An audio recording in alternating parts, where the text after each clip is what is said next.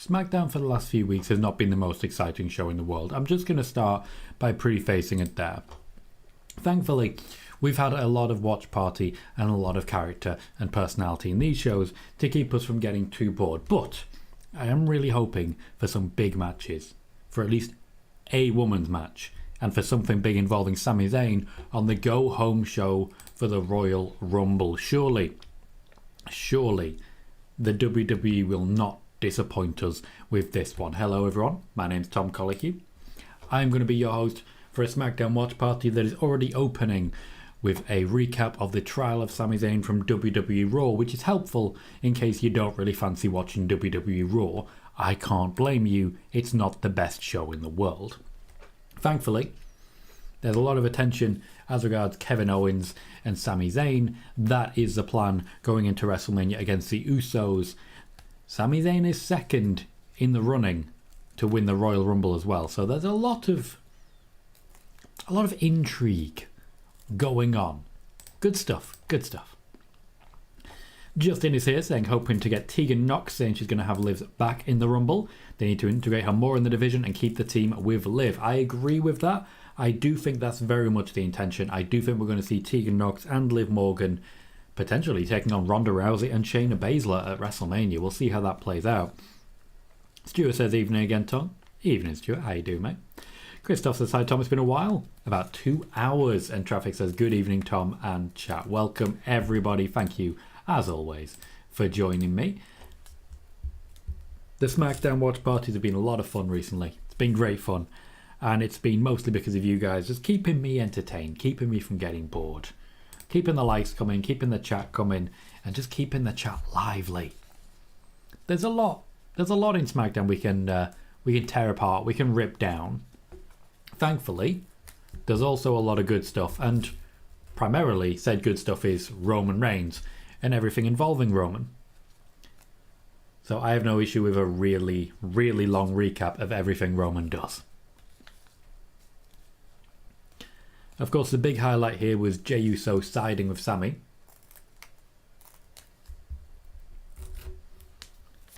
Sami Zayn having firmly earned the respect of Jey Uso is the main storyline here. It's not actually Sami and Roman, it is Sami and Jey. As Tag Team Championship feuds go, this is gonna be a good one. Traffic says, did you like the trial on Monday?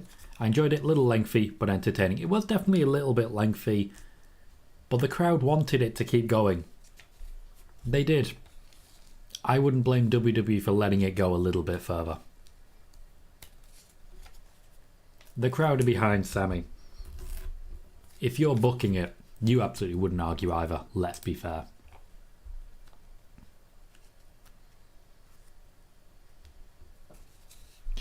I do feel like we're getting a too lengthy recap though. Like way too many. Justin says, I'm watching you watch SmackDown. No SmackDown for me tonight. 7-year-old son coming over and mom doesn't want him watching. I get it. You never know what you might see. You might see a tribal chief, which is scary. Jordan says, I usually say good evening, Tom, but technically it's morning, so good morning, sir. Good morning, Jordan. Welcome to the show. Happy 1 a.m. yourself. Dom says, did you see how Sami was looking at the tag team belts? It's starting to unfold. It is, and as I say, it's not about Roman. That is the key factor to take into account here. It is not about Roman Reigns. The Usos and Solo Sikoa have arrived at the building, late as always. The show, after all, has already started. Solo Sikoa will be taking on Kevin Owens tonight.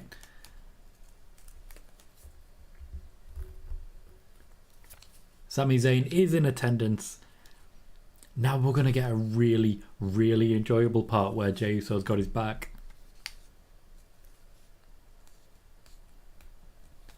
Sami Zayn has promised to stay out of the building. Let's see how that lasts. Tribal Core, that's not what it was.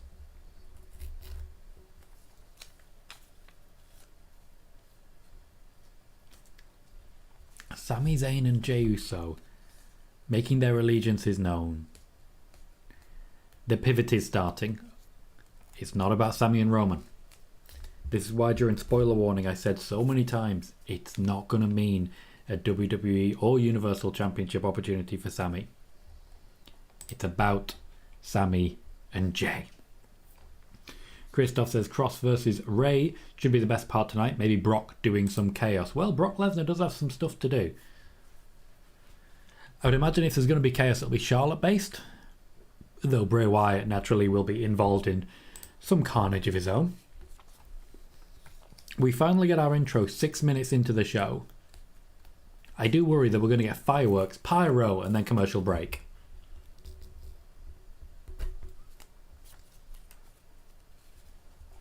Like, that's my concern here. We get to those pretty quickly normally, but here we are on this one. Right. I'm going to send a tweet of black screen. The story isn't between Sami Zayn and Roman Reigns. That's why I can't see Sami winning the Rumble. The story is between Sami Zayn and Jey Uso. They are plugging our main event, which will be Kevin Owens versus Solo Sikoa. Interesting that they have the Usos in the background, but no Sami and no Roman. We are opening with Rey Mysterio versus Karrion Kross. The SmackDown opener is usually about 30 minutes. This could be a big opportunity for Karrion Kross to really show the main roster what he can do. Because so far, as we all know, it's been a bit of a lackluster run. Stuart says, sitting here with the TV turned down, so I don't wait the kids. Forgot they aren't here tonight. Sean says, hi Tom, sorry I'm a tad late to the stream. Had to get gas in my vehicle. No worries, mate. No need to apologise. Never any reason to apologise. Guy going by the name of Uncle Howdy has said a lot of words which, when you put them together, make very little sense. I have no idea what you're trying to say. No idea whatsoever. I can't hide it. They're taking the opportunity to hype up the Royal Rumble via Rey Mysterio and his personal involvement in it. We're going to see a lot of that tonight. Just a lot of hype for the Rumble. Explanation of the rules as well. Lots of that. Interesting hearing Rey called the greatest luchador. It's hard to argue that case. I know there's quite a few talented people. Pentagon Rey Fenix certainly would be trying to argue that case, but I certainly don't think they can.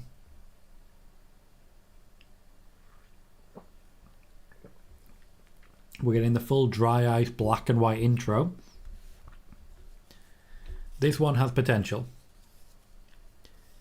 but it does show the Banger Bros not really getting top billing. Good reaction to Cross, better than it's had for a while. Bailey says, I think that I'll follow this channel over SmackDown. The matches seem underwhelming for now. I agree with that, at least until the main event. It just doesn't seem like it's really going to capture the attention.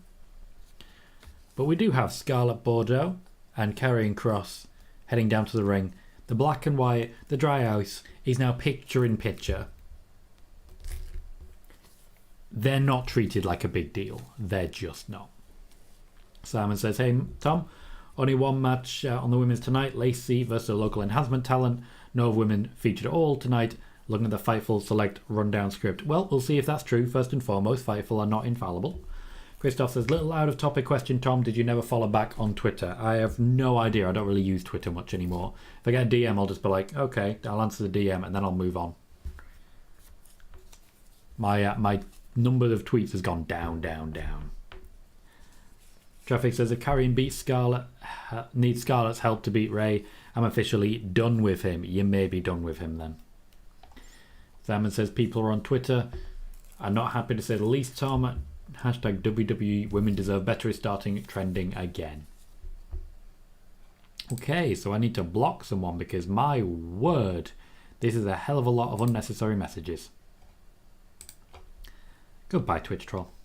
Simon says, no Charlotte, no Liv, Sonya, nobody. What is happening to the women's division in the WWE, Tom? I strongly suspect we're going to see Charlotte. We're just not going to see her in a match. Not everyone's going to be in a match. Calm it down, mate. Sean says, let's say Rhea wins the Rumble and Alexa wins the championship and Rhea challenges Alexa at Mania and beats her. Would that be a big win for Rhea, or would beating Bianca be the bigger win? Beating Bianca would be the bigger win. Bianca's, a 300-day championship reign? That's the big one. Jordan says, absolutely buzzing for the Rumble. Personally, my favourite PLE. We'll stock up on the coffee tomorrow to stay awake. And Justin is asking, wonder if Scarlett will be in the Rumble. 15 open slots for the Rumble is a lot. It is. And they had a lot of different ideas and a lot of different plans. They've reached out to a lot of different people, but couldn't guarantee that they were going to get the response they were looking for. Hence why they've kept the spots as open as they possibly can. It does seem to somewhat mask the fact that they just haven't featured many people who they actually could feature. Across Raw and SmackDown, there's about 25 women available, potentially more. If Charlotte and Sonya are not in a championship match, that opens another one at least. But in 2020, they did announce 28 different women, and then only about 23 of them made it anyway. So I do feel they're trying to chill out on this one. Karrion Kross would just run straight into the post because he's a big dude, and when a big dude fights a small dude, everyone's got to run into the post. Justin says, PW Insider is reporting Nia Jax will be in the Rumble. Are they? Because when I read it, they were saying that Nia Jax might be in the Rumble. There is more on that, spoiler warning, if you want to dip back into that at any point and get the facts there as well. We are already up to our first commercial break. This moment could make or break Karrion Kross a little bit. They've really put the spotlight on him, which is a difficult position to be in. You've got to deliver pretty heavy in order for that to work. If you're the opening match, you've got to be very, very special. And unfortunately, recently, that's not been him.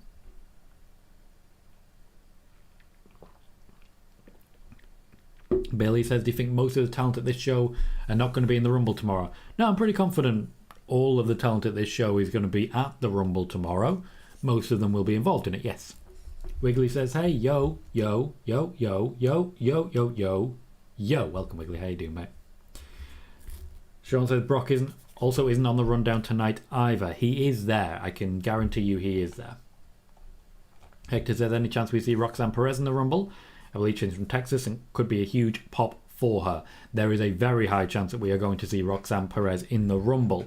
She is someone that the WWE are very high on. If you'll recall, she was the one that I've been saying, that I was saying for about 6-7 months, would be the one to beat Mandy Rose. And the reason I was able to say that is because I'm constantly being told how excited WWE officials and WWE creative are to finally get the chance to book Roxanne Perez on the main roster. It'd be a great showing for NXT. I suspect we will see her.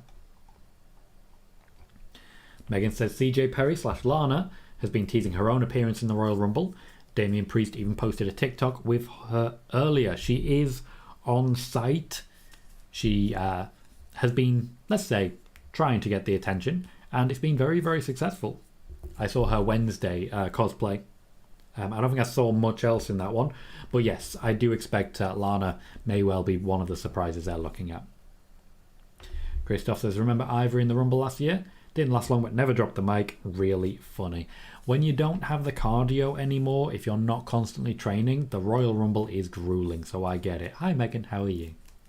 I'd imagine you're very happy with the news about Last of Us Part 2. Wiggly says, ask her back at the Rumble. If she returns, I'll squeal like an excited little schoolboy. Well, be prepared to squeal. Be prepared for a nice, big squeal that no one else will be prepared for, and it'll make everyone a little bit more uncomfortable. That's what you want, right? That's what you want. We have 19 viewers and only the 9 likes. Please remember to hit that thumbs up as you join the chat so that it advertises the show even further to other people as well. We are currently on we're not on 1 anymore, we're on 2,000 now.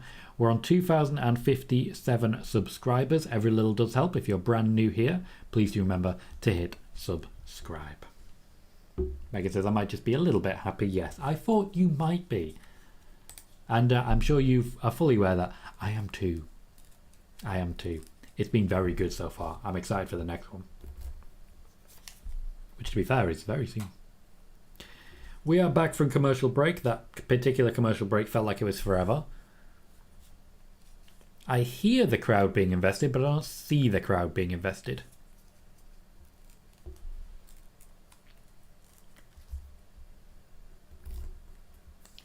It looks like Cross is just showing off at this point. This feud is basically just to continue the build towards Rey versus Dominic at WrestleMania. Rey Mysterio unlikely to pick up the win in this one. That way, Karrion Kross will continue to be built as more of a big deal as he was against Madcap Moss. But going forwards, Rey Mysterio is supposed to look weak before he tangles with Dominic Mysterio. I don't see Rey Mysterio winning at WrestleMania. In fact, I kind of think it'll be his swan song with the company. Sean says that there are reasons we haven't seen Eve Torres make any more appearances. None that I'm personally aware of. Traffic says, did Scarlett just fall down in the back? Not that I saw. But to be fair, I'm not that focused. Eric says, what was Bray talking about today? Well, what point? I haven't seen him today, personally. I haven't spoken to him myself. It's a good question that I absolutely have no idea how to answer. So I've finally read Cross's book. What was it? Attack, Advance, Annihilate? Advance, Attack, Annihilate. Redesign, rebuild, reclaim a little bit. I think Karrion Kross might be taking the loss here. Unless Scarlett can do something about it. Well, she's not doing anything. Kross does kick out. I don't know if this audio is real for the crowd. Don't get me wrong. They're getting a lot more into it. Okay. I stand corrected. It's just the fact that they seemed really into it, but they weren't moving a lot. They did start moving. I stand corrected on that one. Sean says, I wish I'd get more of Scarlett wrestling. Stick around, you will. She will be wrestling a lot more. So Kross had just been hit with all the finishes and now he's just throwing Rey around. That's a win for Rey.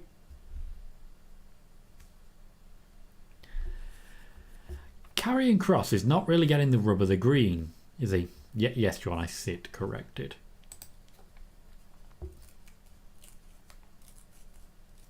There's still a little time for the feud to continue, guys, just to be clear on that one. We're not done yet. But Rey has escaped with the win.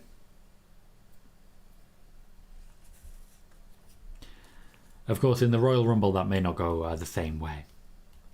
Christoph says, WWE crowds aren't what it used to be, seems like, except for the UK fans. They are awesome. Eric says, when he was talking about The Fiend is dead, I'm new to wrestling, who's The Fiend? Eric, I did cover all of this in spoiler warning earlier today. He was saying The Fiend character is dead, but he was in character himself as Bray Wyatt. The Fiend is not dead. In fact, The Fiend did make an appearance at Extreme Rules when Bray Wyatt returned. Dom says, shouldn't Rey win to build Dominic up? Again, it's more about the feud long term. I don't see Rey coming out of this one the winner.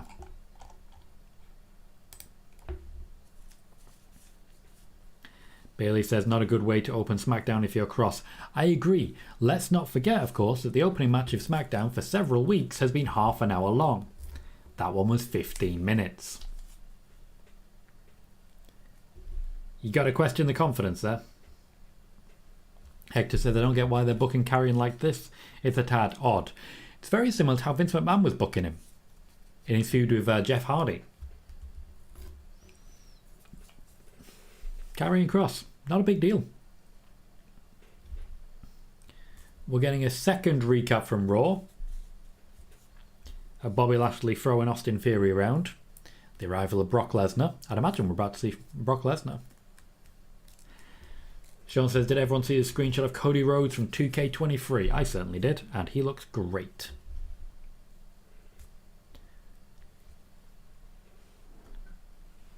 Brock Lesnar, of course, went on the attack against Bobby Lashley, making sure the United States Championship would not be involved in their feud. That seriously suggests that Brock Lesnar will be beating Bobby Lashley at WrestleMania. I don't necessarily see it. Austin Theory is the one coming out. I did not see that one coming.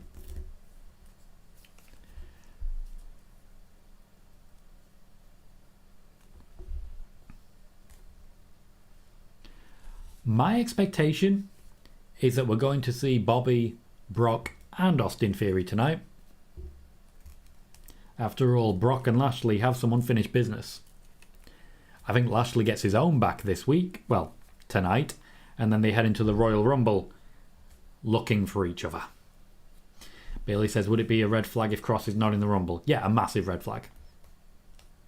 He's featured regularly week in, week out. Not necessarily every week, but he's featured regularly. If there's no room at the Rumble for him, then what's the point? Though the same could be said about Bray Wyatt, of course. Christoph says, I'm confused about Cross.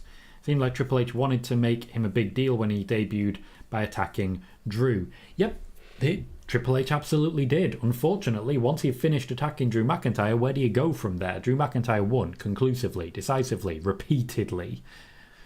Karrion Kross never looked like challenging. At no point did he look like a threat. John says, Tom, do you think there's a good chance Ray hands down his mask to Dom if he retires at WrestleMania? No, I definitely don't. Let's not forget his face versus heel right now. Dominic could not accept it in his current character. If he was offered the mask, he would have to attack Ray afterwards. And I don't think he wants to do that. I think this would be a ride off into the sunset element. Dominic beats the hell out of Ray, pins him 1, 2, 3, walks away before you can see the emotion on his face, and Ray gets applauded away. I think there's the potential that he takes his mask off himself, but he doesn't hand it to anyone. Not for me.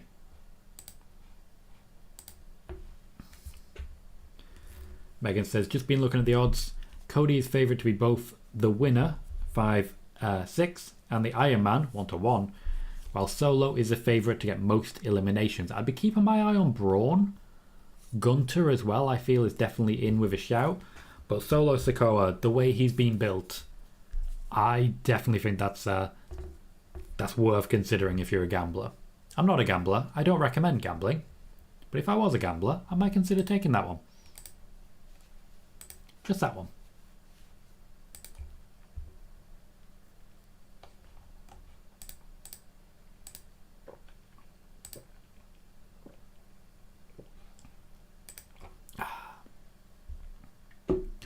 So SmackDown's just started, and so far does not stand up too great to what's happened recently.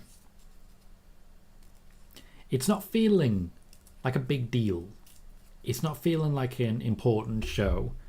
It's a go-home show. Now, they've got plenty of time to change that. Austin Theory being here is a really good sign that they're about to fix something. If we see Brock, if we see Bobby, we're on to something a bit more. But I don't think we're going to see like an Undertaker come out and save the day on this one. If there's no Roman at the go-home show, then what the hell is the point?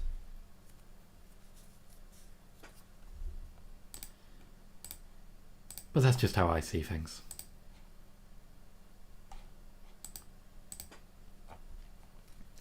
Wrestler fan says, will Charlotte face Sonya at the Royal Rumble? No idea, mate. No idea. It seems likely given their current storylines. I certainly wouldn't be surprised to see it. But at this point, it's really hard to see what they're doing with the SmackDown Women's Championship. As much as anything, I think they're just sort of making it up as they go along. Christoph says, I do not see Cody entering early tomorrow. 9 months on the shelf, he may have some ring rust, probably. Yeah, I don't see him entering early. A lot of people are saying, oh, it's going to be Cody first and Seth second. I don't see that personally. I think Cody will be late teens, early 20s. So he's still got enough time to make an impact, but not so much time as he feels the pressure of the situation. Megan says, on the women's side, Rhea is favourite across the board. 4-7 to win, 8-11 for most eliminations, 11-8 for Iron Woman. It's definitely going to be a queen-making event for Rhea Ripley. Damage controller on my screen, which I'm very happy about. In reference to Becky. All three are announcing their Royal Rumble entrance.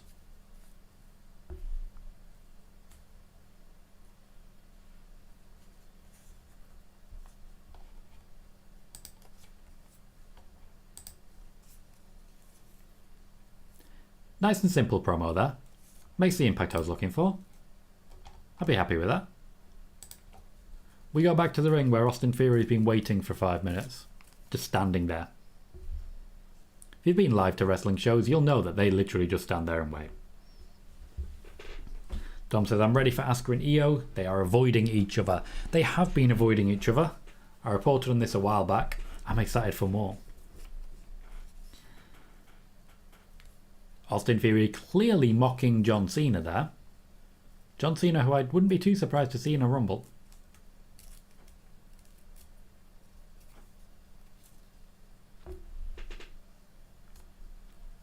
Okay, this past Monday I retained on the 30th anniversary. It's all very wooden.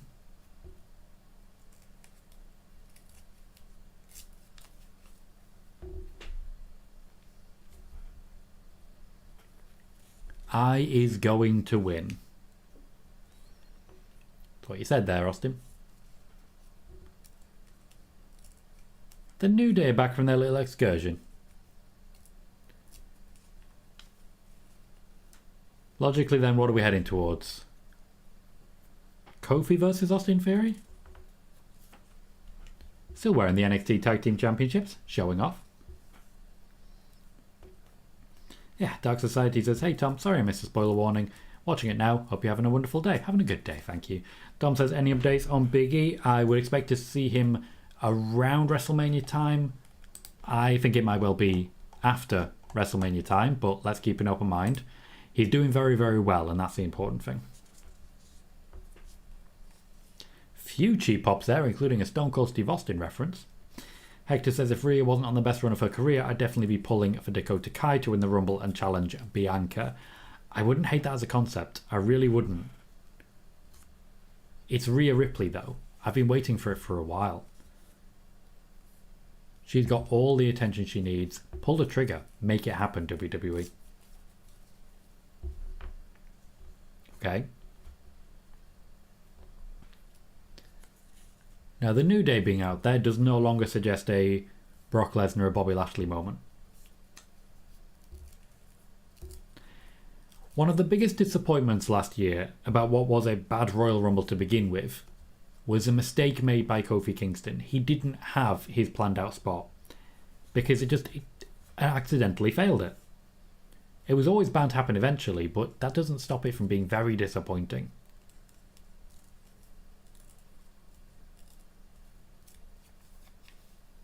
The New Day brought a lot of energy to the crowd. A lot of energy.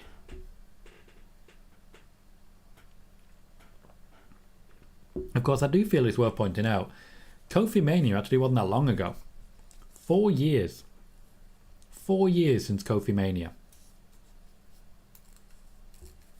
Traffic says, I'm sure Kofi got something big planned to make up for it this year. I agree.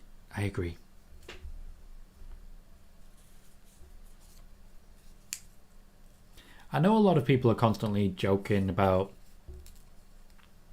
I couldn't even finish my sentence. I know people are constantly joking about, oh, Jay White's going to work with The Miz, and so on and so forth, and that's going to be all he gets. If Jay White does come to WWE, he'd be working with Kofi more often, I reckon. Literally, as I was saying it, The Miz comes out.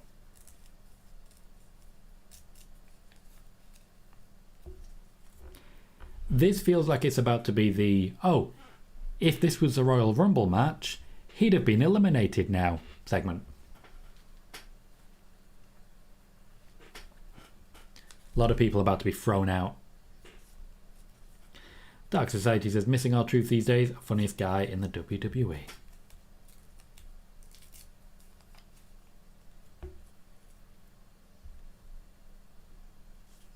Austin Theory tried an insult, The Miz embraced it nicely.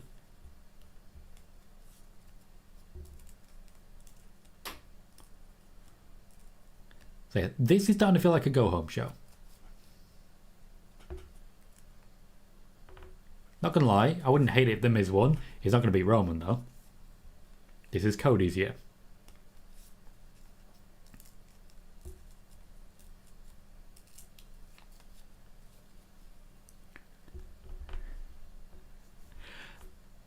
The Miz just flubbed a line. They're rare. I was about to say it's a really intense promo. It's a tag team match. Oh, here's Bobby. He's going to clear the ring. Call out Brock, I'd imagine, afterwards as well. Christoph says, almost 10 years and New Day still rocks. They do indeed. Oh, that was a clothesline.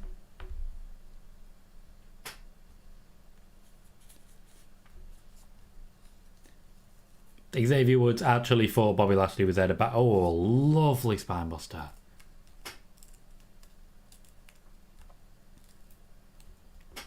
Sean says, could Fox not get Miz if they wanted because of Miz and Mrs. being exclusive to USA? Miz and Mrs. may be exclusive to the USA, but the USA Network does not own people. The Miz can go wherever he wants. He does not have a deal that gives him exclusive rights. He's, after all, on Fox right now. Bobby's got something to say. Playing up to the crowd. I don't think Brock's a good guy in this.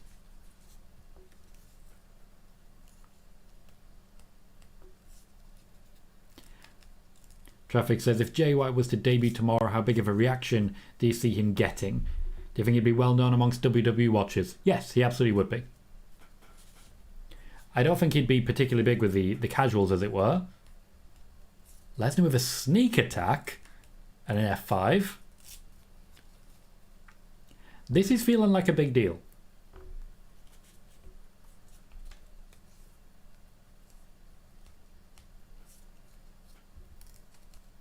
And that was it. Ran in. Attacked. Announced for the Rumble. Got his hat back on. The important stuff.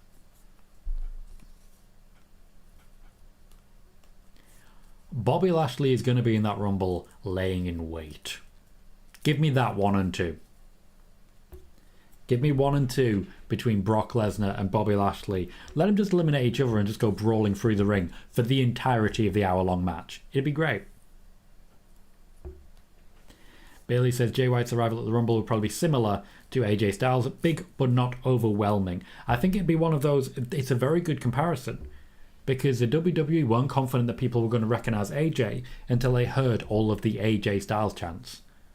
I could definitely see it. Solo Sikoa bandaging his thumb. He knows what's up.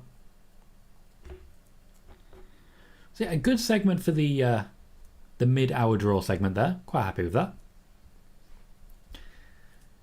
Got a bit of Bill Frost in theory. The New Day are back. Happy to see The Miz.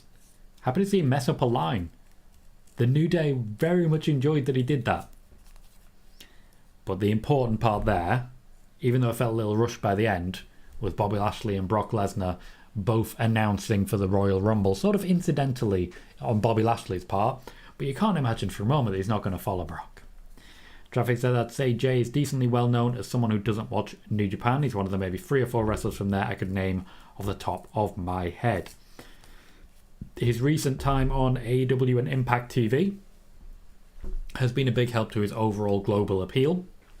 And I do think, whatever happens with him, it'll be pretty big. He won't be in the Royal Rumble. That's not going to happen. But, what can I say? I live and dream.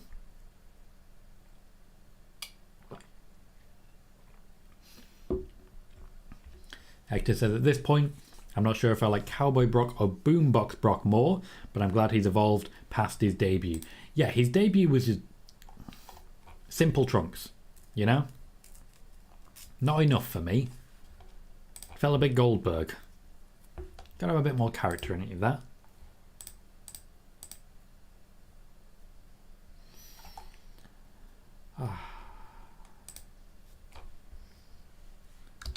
Bobby Lashley versus Brock Lesnar has big WrestleMania energy. And I'll leave it there. I try and keep it simple with the tweets. I still remember when the report first came out that it was going to be Lesnar versus Gunter at WrestleMania, and people went nuts. And week on week it's looked less and less likely. Less and less likely. Jordan says Bobby Lashley is one of those wrestlers who never seems to age. Lashley versus Lesnar is going to be carnage. So here's a fun fact if you weren't already aware of it. Bobby Lashley came back to the WWE to wrestle Brock Lesnar. He left Impact and all the success that he had there because the WWE said, if you come back, we will give you Brock Lesnar. And then for years, they did not give him Brock Lesnar. They gave him promos about his sisters. They gave him Lio Rush. They did not give him Brock Lesnar. To a point that when he signed his latest deal, he told them, if I don't get Brock Lesnar, I'm gone, and you are going to miss me. This was during the championship feud with Drew McIntyre. So it was made clear to the WWE that they needed to give him Brock Lesnar, but Brock Lesnar was the one who wasn't that interested. He was trying to dodge it. He was trying to stay out of it. Even Paul Heyman openly said he didn't want to do it. Things have changed recently. Apparently, down to an individual conversation. Someone told Brock Lesnar, no, you're wrestling Bobby Lashley.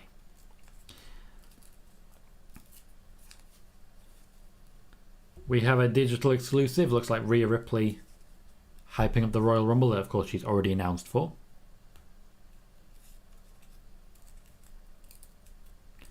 Christoph says, funny what you said about Brock and Bobby starting the Rumble. Friend of mine on Twitter had the exact same booking idea.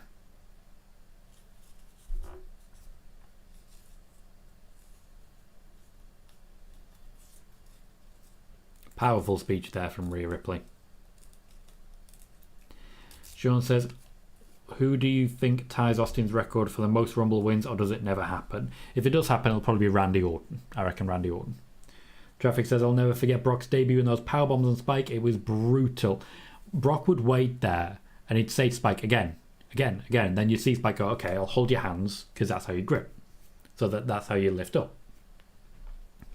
But after every powerbomb, Spike was just laid out and Brock was like, no, grab my hand. Grab my hand. I want to do it again. Grab my hand.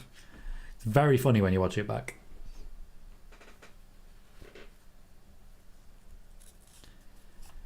Lacey Evans is in action next. This is not going to last very long. The crowd are, I think, best described as uninterested. New attire for Lacey. Quite different from her previous style. The story of Lacey Evans is not pretty simple. The story of Lacey Evans has taken forever to get there. Forever. And we still can't guarantee that it's even there. At least we know she's a heel now, where she's been really back and forth on it. And at least we have a women's match. We can take that with us.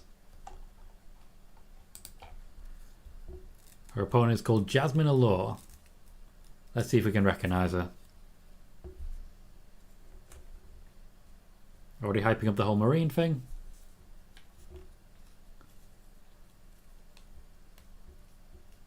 She talked to the crowd. You're not supposed to do that.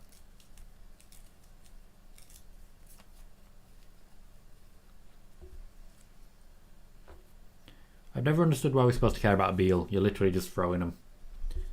Do suplex. That's what suplexes are for. As it's enhancement talent, you can't imagine she's going to get a lot of offense in. Lacey Evans doing push-ups. Still calling people nasty. Christoph says, what is that for a waste of TV time? Disagree on this one. It can't all be about Charlotte Flair, so we need to establish people, and ultimately, Lacey Evans might well be who Charlotte ends up feuding with at WrestleMania if the Royal Rumble winner goes for Raw. They don't have many people in place for her. So we need to start establishing who she is now, what changes there's going to be, and how it's going to work out for us. This, unfortunately, is the best way to do it. Did she just take her shoe off?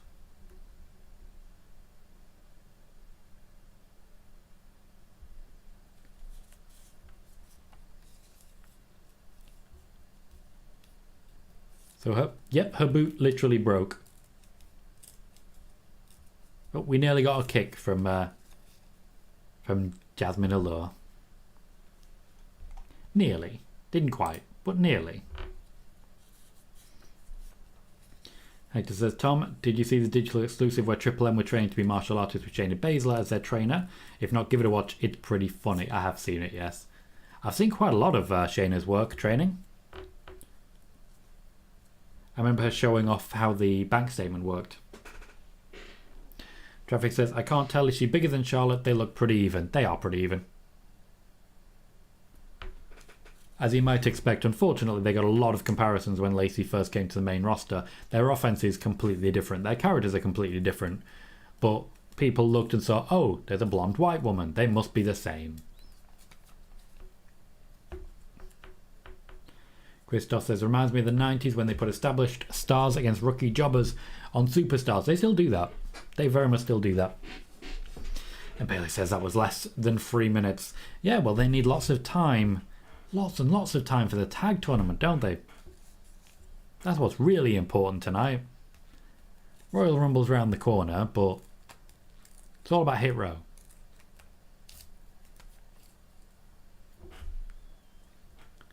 Lacey Evans going to promo.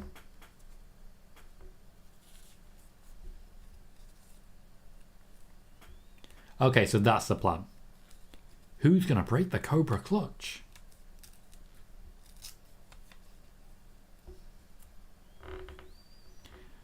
Sean says, I don't see Alexa staying heel after the feud with Bianca. I don't know who she could feud with. They should turn her face again. There's plenty of people. Becky, for example.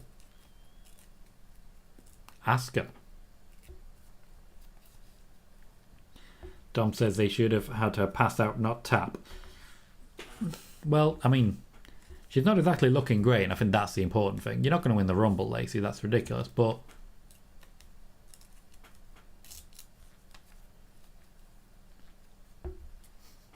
Lacey Evans dumping Jasmine Allure out the ring. As politely as she can. Politely as she can. Proving that she can eliminate. I don't think we need to worry about proving that you can eliminate someone.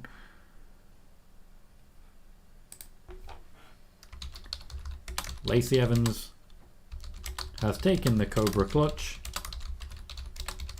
And it is now the Master Lock. But who can break out of it?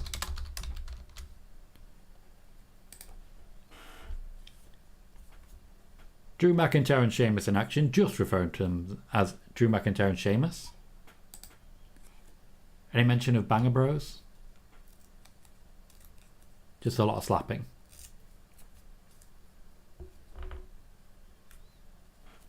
I do worry about the rest of the Brawling Brutes who've been largely forgotten in all this.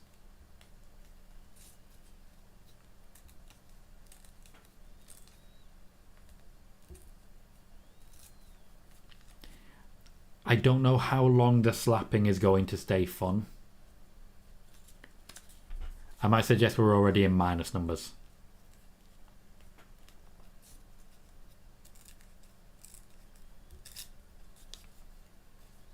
Hit Row are not going to be a problem for him.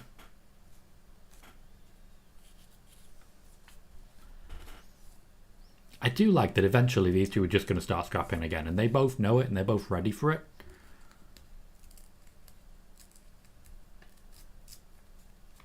But Drew McIntyre has basically just stolen Sheamus' gimmick with this one.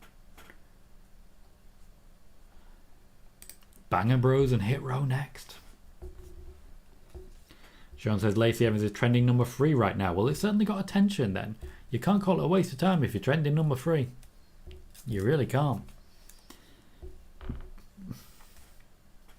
We have our first big Rumble commercial. There'll be more. Megan says Kayla looks so tiny. To be fair, she actually kind of is. Christoph says Lacey could have a feud with Raquel about breaking the Cobra Clutch. I'm sure she will. I'm sure that's exactly what the plan is. Hector says, is it a crazy thought to want to see Charlotte's opponent be the Rumble winner and have Rhea dominating the chamber? But that's just me. So who do you think it's going to be, Hector? I'd be interested in backing Bayley for this one as Charlotte's opponent. I just think there's a lot to go through there. And a lot of good stuff, you know? A lot of good stuff. We are currently on 262 views, 12 likes, 26 viewers. Please remember to hit that thumbs up if you haven't already. And subscribe if you haven't as well. We are getting a lot of foot traffic through on these watch parties lately, for which I am very, very grateful to the YouTube algorithm for working it out. If you are just checking in for the first time, hit subscribe. It'll mean you can ask us questions, you can jump in and join the chat, and you'll always have someone to watch SmackDown with. So please do consider it. I mentioned that a couple of times over the course of the show, and just to see how it plays out. Same time, don't know what happened to my throat there.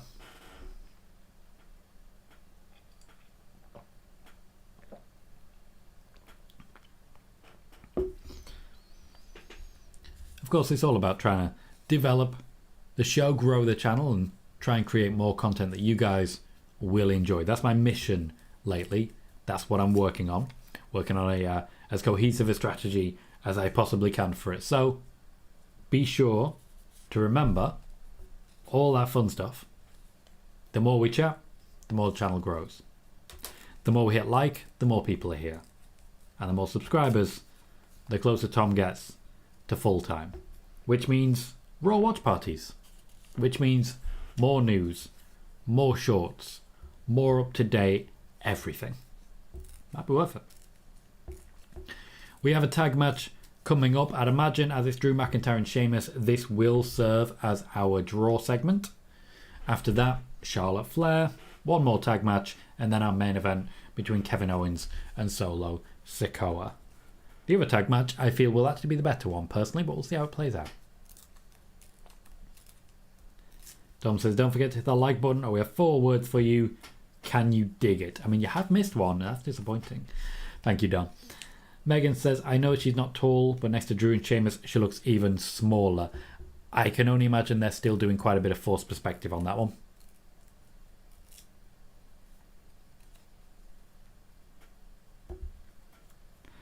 I am wondering what information is going to be leaked by people just standing outside the stadium flying drones in. Always happens. Stuart says, one thing with Lacey, when she gets on a mic, she always seems to get a reaction, which I guess is half the battle. She is a good talker. She's a solid talker, and she gets the reactions. She gets the, for lack of a better term, hate. And that's kind of what you need. If you're going to be a heel and nobody cares, well, then you're a failed heel. Much like Roman at the moment. Kind of a failed heel. Nobody really cares to boo him. They just want to get behind the guy. We have our final Cody Rhodes recap. As we head into the Rumble this year. They are really trying to make sure you know that this is going to be one of the top guys in the company. Regardless of whether he wins or not, Cody has world championships in his very near future. It's not even about Roman. The story is Cody in the championship. That's all he wants. It's the big redemption arc. It's Triple H returning at the beginning of 2002. It's Seth Rollins returning, beating Roman Reigns, and then immediately getting cashed in on by Dean Ambrose. This is what wrestling is supposed to be about. Somebody picks up a major injury, fights on through it, wins the match, and then returns triumphant. Overcoming the odds, overcoming the adversity. That's what the Cody Rhodes story is. It's redesign, rebuild, reclaim all over again. But this time without the re, it is just claim.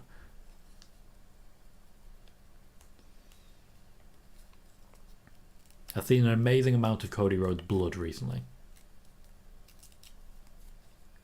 Wasn't great on that. The thing is, regardless of all of this, Cody right now is real easy to get behind. We've all had moments where we're hurt, we're achy, we're tired, we're having to force ourselves through, we're having to push through. We all believe we're tough enough to compete in that Hell in a Cell. We're not. We're absolutely not. But he's the dream.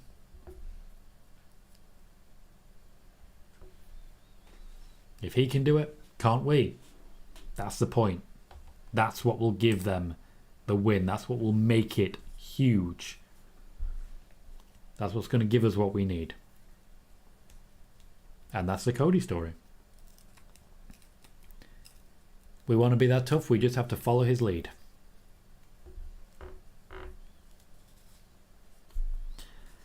Honestly, for the WWE, I don't think this could have actually gone much better. They established that he can have brilliant matches. They established that he's non-stop, strong, tough, unbeatable. And then he vanished for a while, and absence has made the heart grow fonder. I said during the Hell in a Cell stream, the Royal Rumble is his to take. But even then, he was supposed to win Money in the Bank. He was always headed straight for WrestleMania. He was always headed straight for the championship. And when he says he's going to do it for us, it's not a prediction. It's a spoiler. Stuart says, Roman and the Bloodline are the cool heels though, much like the NWO were. They absolutely are. It's a very fair point. Sean says, apparently Jasmine Allure is currently signed to WOW. Is she actually going under the name Jasmine Allure? Because usually they'd change it going in. Stuart says, can't help but root for him after that Cell match. And that is what they are banking on. And that is why we're getting so many clips of it. That's why all of the focus is on that Cell match. Is on reminding you who he is, what he's been through. He went away and literally formed a brand new company that is actively trying to compete against them. They didn't just want him because he's a great wrestler. They wanted a founder of AEW. They wanted to send a message to everyone currently competing outside of the WWE. We are the place, and you have to back us. The Viking Raiders have come after Sheamus and McIntyre after their loss last week. I still don't think this is going to give Hit Row the opportunity that they need. Drew McIntyre has been extremely well protected in the WWE. He does not lose many matches. Sheamus loses a bit more.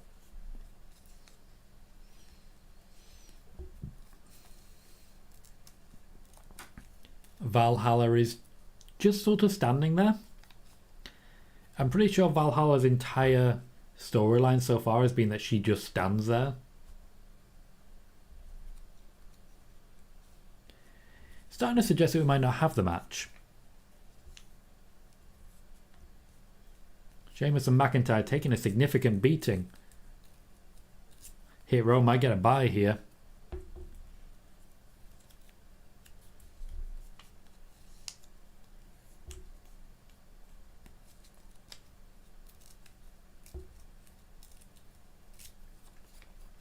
Sean says, Tom, I like how you're the only journalist saying Cody is going to win. Other journalists, like a guy that you're not fond of, is saying that it's a guarantee Rock is winning. Well, I'm not sure who's necessarily saying that, because The Rock's never been booked for the match. So, you know me, I'm not sat here saying this is the spoiler. I've reached out to everyone backstage and they've told me the plans for the match and I'm sharing them. That's not what I do. That's not what I do. I still like to be a fan. I still like to sit here and say this is what I think is going to happen. This is what would be really fun if it did happen. I like being a wrestling fan. I don't want to be someone who sits here and just has to know everything. Just because I'm able to talk to a few people, a few friends in the business, I don't need to know everything. I don't want to know everything. I'm certainly not connected enough to know everything. And Sean, I don't really want to be better than anyone else. I just want to be me. I just want to be allowed to do what I like doing without the constant wall of crap of people trying desperately to stop me because I share for free what they're trying to force you to sign up to a $5 paywall for. You have to spend your $13 a month to get your subscription to a newsletter, an audio book. Or you can come here and get it for free. I get ad revenue. I'm not complaining. I'm pretty happy with the whole thing. And hey, I have a great time with these shows. Literally, I have a fantastic time with these shows. So, life's pretty good for me. Hello, Waffle Gang. That's a name and a half. Now, are you a gang of waffles? Or are you a waffle that's in a gang? Like, are you plural or is it singular? Tell me more, Waffle Gang.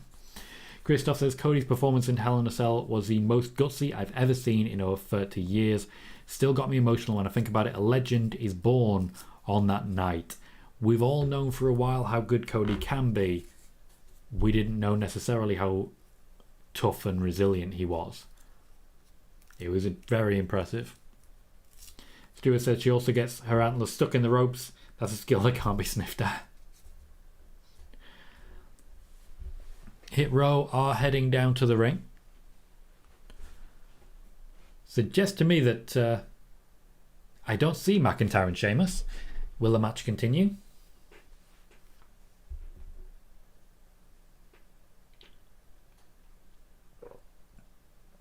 They've walked away. They're going after the Viking Raiders. I get the feeling this is going to be a very awkward count out. And we're going to quickly pivot to Charlotte.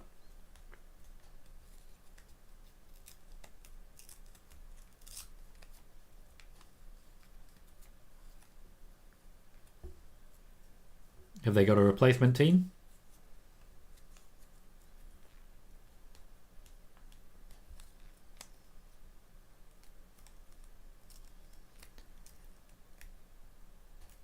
So who else is there?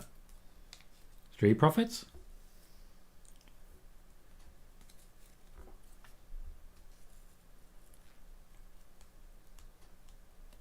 Who's our replacement team? Braun Strowman and Ricochet.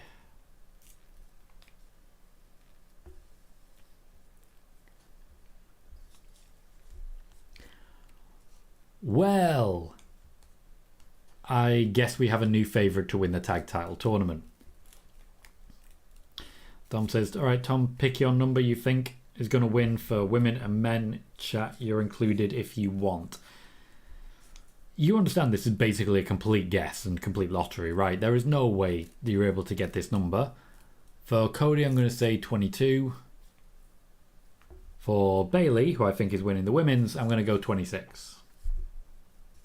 How about that? That suit you, Dom? That what you're looking for? John says, can't beat free. I wholeheartedly agree. Wholeheartedly agree. And that's the beauty of the YouTube system. You pop on, I get some ad revenue. A couple of seconds in, you skip that, and away we go. And then for the rest of the 2 hours, no worries.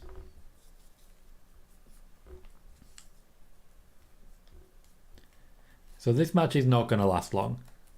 I like that Hit Row have gone heel and immediately become much more colourful. B-Fab looks amazing in her colours.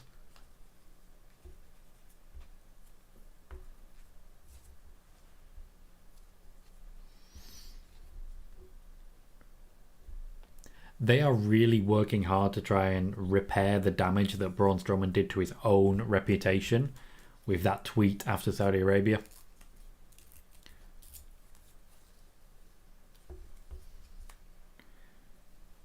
Ricochet's literally there to make Strowman look better.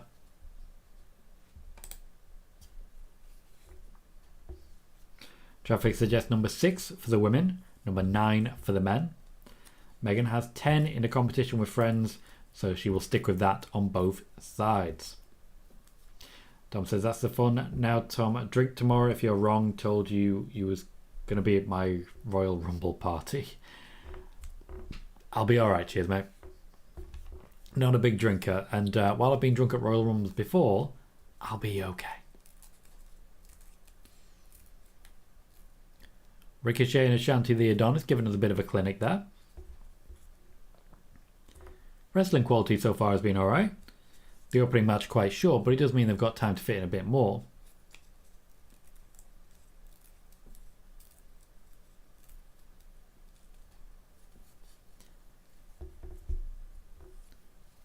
Top Dollar is angry at Michael Cole now. Can get in line. Bayley's first.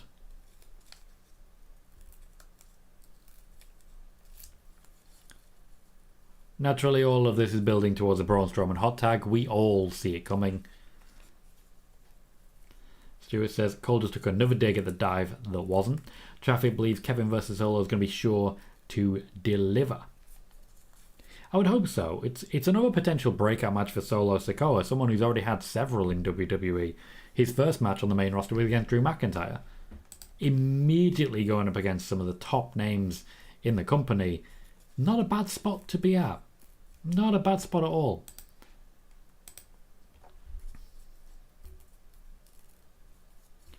Interesting, Sean says there's a rumour that Adam Driver could be cast as Mr. Fantastic in the reboot movie. I'm pretty sure there already is a new Mr. Fantastic, John Krasinski. And honestly, I'd commit to that. He seemed alright for the role. Also, he knows how to look at a camera, which is not necessarily a good thing.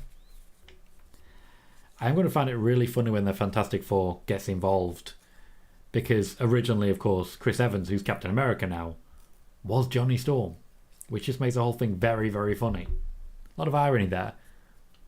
I love a world in which there's crossover there.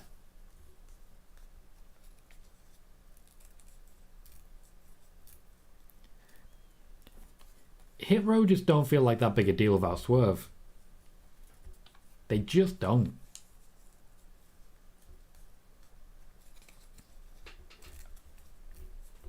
True, Sean. Thank you for that. Still one of the best villains in the MCU. Just knew how to do like a sideways comment, which is a skill. Megan says Bayley versus Hit Row for dibs on yelling at Cole. That's a main event right there. Get more women on the card. Christoph says, what do you think the two Elimination Chambers matches for the men and women are going to be for? Titles or number one contendership? Number one contendership, yeah. Number one contendership. I'd do that with both, to be honest. Be a couple of grudge matches, Becky versus Bayley maybe, but when in doubt, stick them all in the chamber and just let him go for it. Traffic says Top Dollar has got some pretty impressive promos on social media recently, but yeah, I agree, they're missing Swerve. The heel turn is new. The heel turn's new and I want to give it time. At least it's got them back into a position where they're actually doing things. But I still don't think they've got any real chance of winning this match. As soon as Braun tags in, it's going to be all over. We had Drew, we had Sheamus, but it's Braun Strowman in the end, who's a draw segment. They are really putting a lot of stock in this guy, and to be honest, if you listen to the crowds, they're into it. There's our hot tag. The crowd do go wild.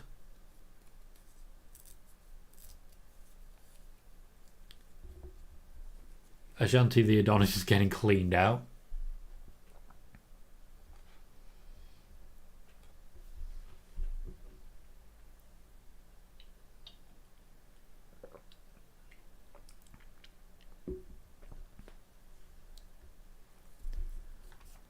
I really don't think there's much left in this match. Braun Strowman is just basically celebrating ahead of time. Bending down so that Ricochet can vault him.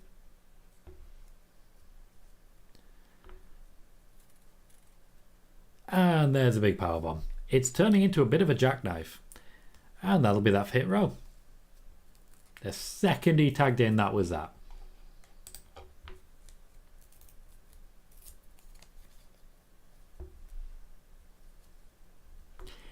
It's definitely hard now to look past Braun Strowman and Ricochet for the win here. I still don't think they're beating Usos. But there's definitely no one else effectively in their way. Like, good luck Legato, but that's not happening. Braun Strowman has looked a lot more fragile this time around. But not when it comes to smaller competitors. Imperium would be a good shout, I feel. Imperium versus Braun and Ricochet. There's history there already, but it is very recent history.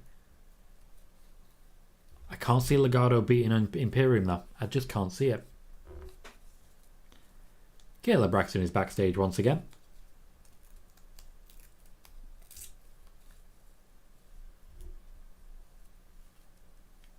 We have Kevin Owens backstage with Kayla Braxton.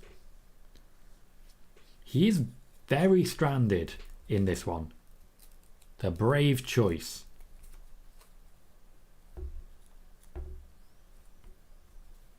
I do still love that Solo Sikoa is very much the enforcer.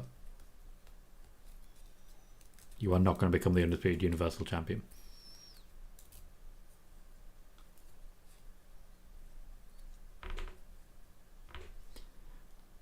Traffic says, can't go wrong with having Imperium face Braun and Ricochet. I can't get enough of Imperium. I do agree.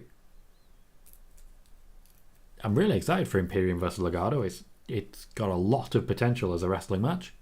I'm excited for it. Oh, we have the Usos backstage approaching Kevin Owens. He's immediately gone in the attack, which I would have done as well. There's every chance it's a distraction with Solo behind.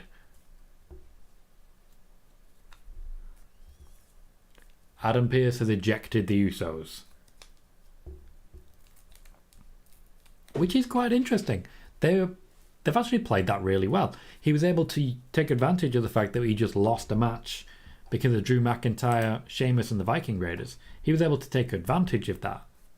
That played out really nicely, actually. Really wound together really good. Another Royal Rumble commercial, this time with more lightning. I know a ton of people think the lightning means The Rock. Doesn't seem all that likely anymore. Sean says, think War Games will ever be for a championship? Long time in the future. Long time. Hard to say with certainty one way or the other when you use words like ever.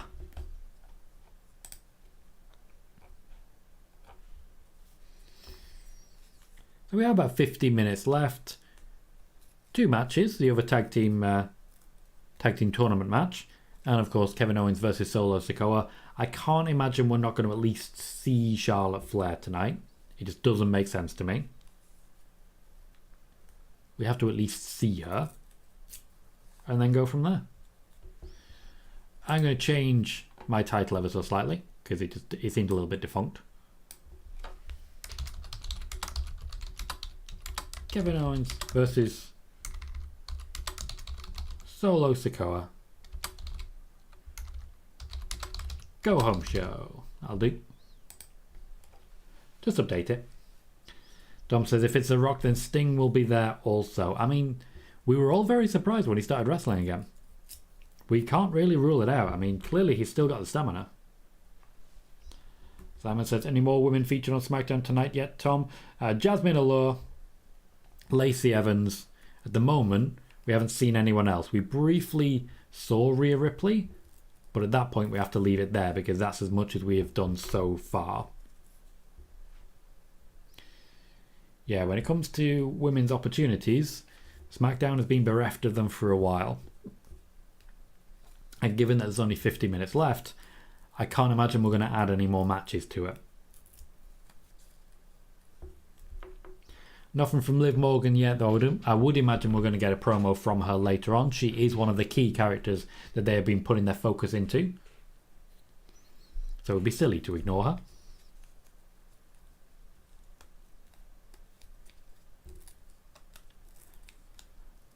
But at the moment, there is a lack of focus on the women's side. It's not good news, unfortunately.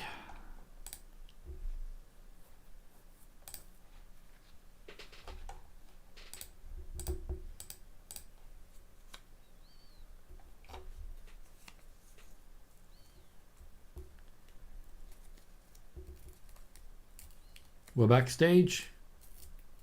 The Usos being removed from the building. I suppose Sami Zayn will have to get involved now.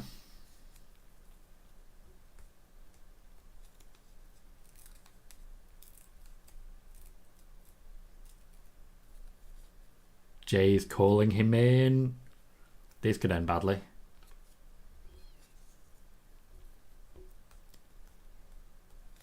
Solo needed backup. I mean, he doesn't, but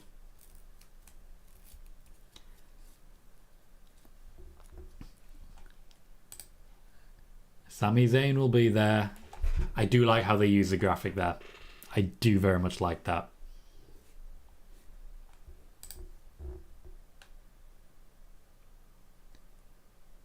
Oh, I forgot about Bray. Nowadays, everybody wants to talk like they got something to say. Full Eater of Worlds entrance, including the shirt, the hat.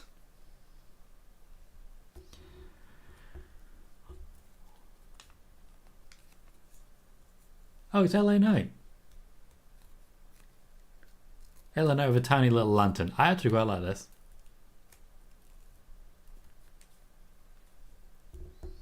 This is old school. Triple H once dressed as Goldust. And honestly, I couldn't tell the difference. Apart from the size of the nose.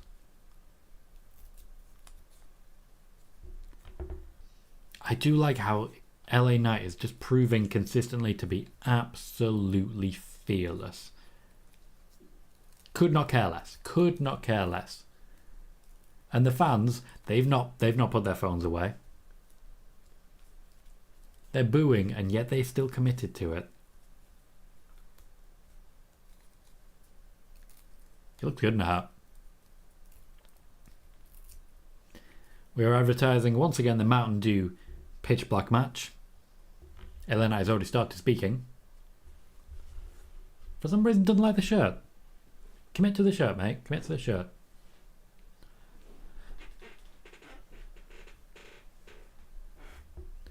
Small subsection of the crowd shouting LA Knight's name. Some people have always got to be contrary, haven't they? Sean said, I didn't think WWE still had the right to Bray's old theme. They do. Bray owns it. You can always talk to the guy.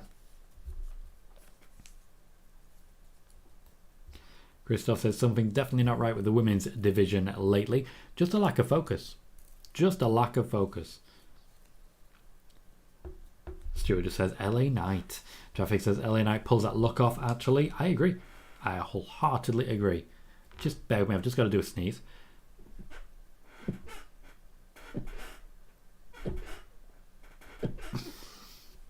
LA Knight laying into the Undertaker a little bit. Welcome back to the show, Horsey. Great to see you, mate. Horsey says, good evening. Been busy on streams lately since hitting 1k. Congratulations. Well done.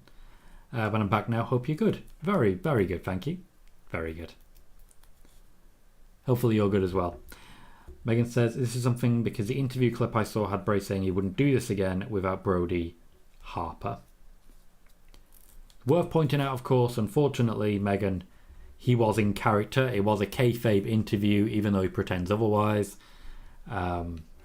So it's very much hard to read when he's being serious.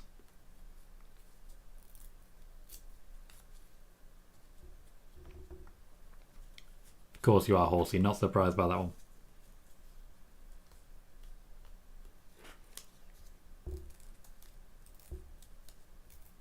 Bray's in a rocking chair, and I believe a knee brace. He is wearing a knee brace. Is that supposed to be a hint to Stone Cold?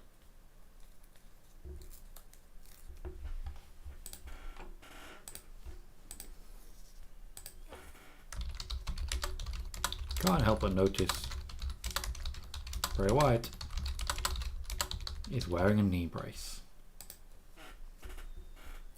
The man he's been looking for is actually you, just to be clear on that one.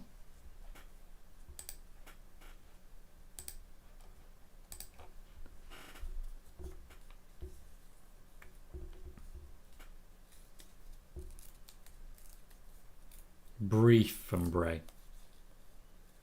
Nothing particularly special or new here, just brief.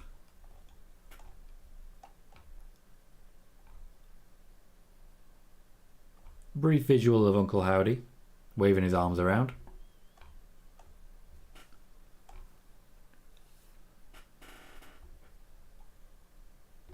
Orchestrating the mood. And he's gone. Again, wheel spinning. Nothing new there, nothing of particular interest. But hey, he was there. He was there. Megan says, I know, but the timing is interesting. Nice way for Knight to get some heat going into the match. True. Christoph says, why didn't they sign LA Knight when he was younger? Because they didn't want him then. Horsey says, has the lights out match actually been explained yet? Or is it that Saturday 30 seconds before the match? It would be the 30 seconds before the match. They are intentionally being as vague as possible with this one. It is not particularly charming.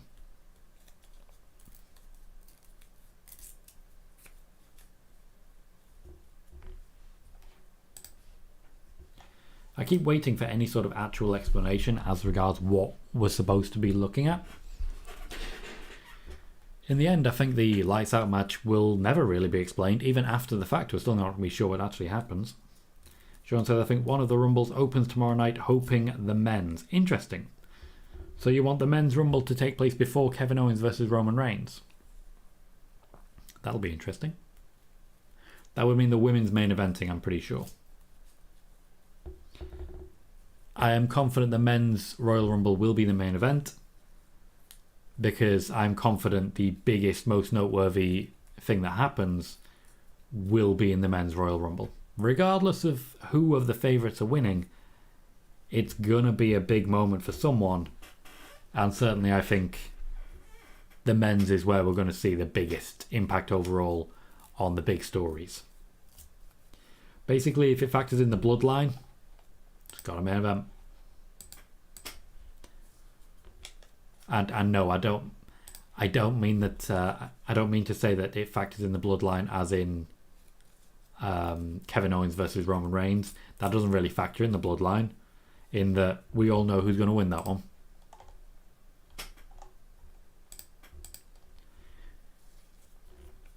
We have our second semi-final. Zelina Vega bringing Legado del Fantasma down to the ring. No sign of Santos Escobar. That's not promising.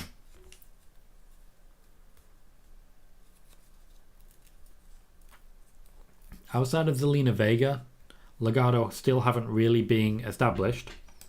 Though we have seen some great matches from them. We do still need a little bit more in order to really establish them with the crowd. The crowd, as an example there, just not really that invested in what's going on. Traffic says, not complaining, but this feud has me wanting to see more LA Knight rather than more Bray. That's a good thing. That is very much a good thing. It is a very good spot for LA Knight to be in. Very good spot. And there's a lot more that he can do with this spot. But I do think after the Royal Rumble, that'll be that for now.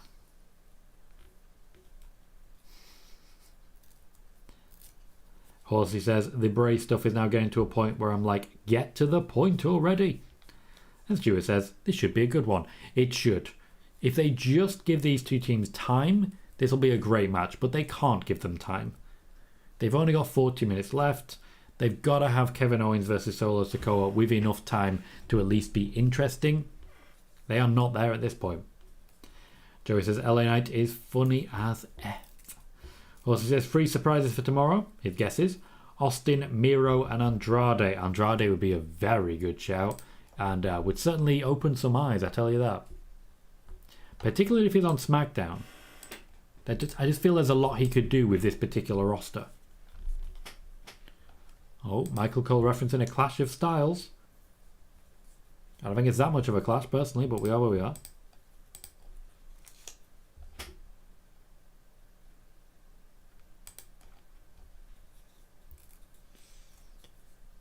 We haven't seen Zelina Vega wrestle in a while, but she will be in the Royal Rumble match.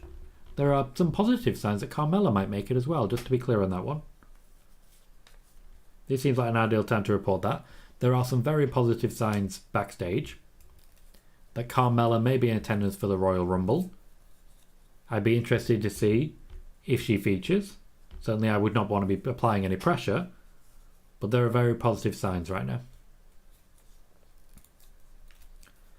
We are away of Imperium versus Legato. Marcel Bart, Ludwig Kaiser, starting in the ring. I do not know the individual names of Legato just yet. I'm working on it. Interesting to note that Zelina Vega has not gone back to commentary, which I expected she would. It makes sense to me that she would go back to commentary. She did, of course, have that last time and made her impact. So yeah, I'm quite surprised there. Just going to make a few quick changes to my desk setup here. Won't be a moment, guys. I'm getting comfortable laying back a little bit, so I'm just embracing it.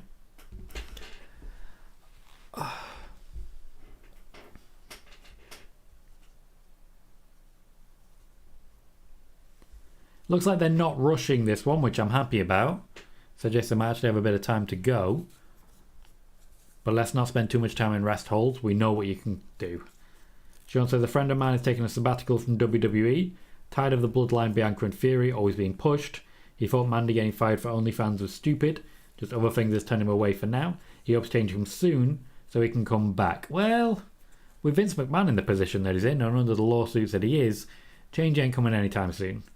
If anything, it'll get worse.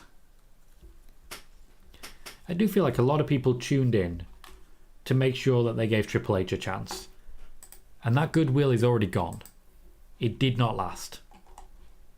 Especially with Vince coming back.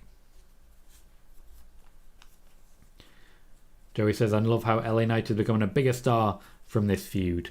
Very, very true. It's definitely something levied against Bray Wyatt previously, that anyone who feuded with him came out the worst. And they did. They absolutely did. So it's nice to see someone like LA Knight who's getting a huge benefit from it. Horsey says, do they still try and put couples, husband, wife, etc. together? As definitely SmackDown. Yes, they try to. They do not make promises, but they do try to, which, to be fair, is half the battle. Half the battle.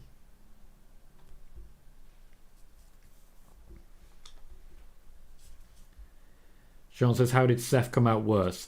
Do you not remember? Like, do you genuinely not remember?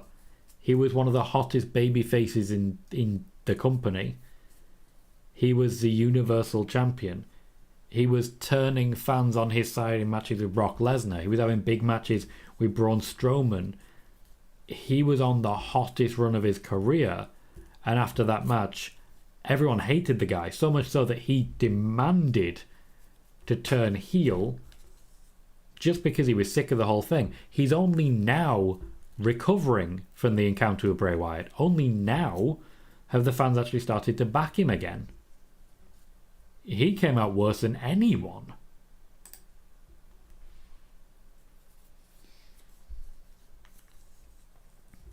Joey says, I think 2014 Bray was the best version of him when he had those feuds with Daniel Bryan and John Cena. Very, very early Bray that you're talking about there.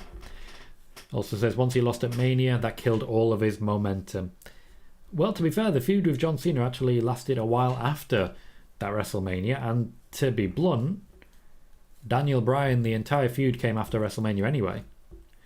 Justin says, outlandish idea, but what about Pat McAfee versus Wade Barrett at WrestleMania for the SmackDown color commentator position? Wade Barrett does not wrestle at this point in time. I definitely don't see that happening. Pat McAfee does have a contract as a wrestler, and I do think we're going to see more wrestling matches from him.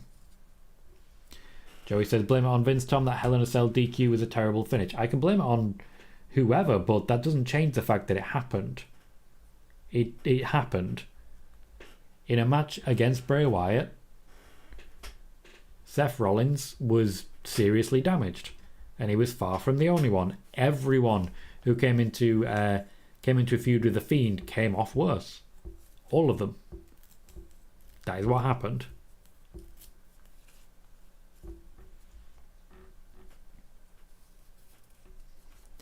Christoph says, looking at my feedbacks on my report on Twitter, not many people seem to want Nia Jax in the Rumble. I do not either, to be honest.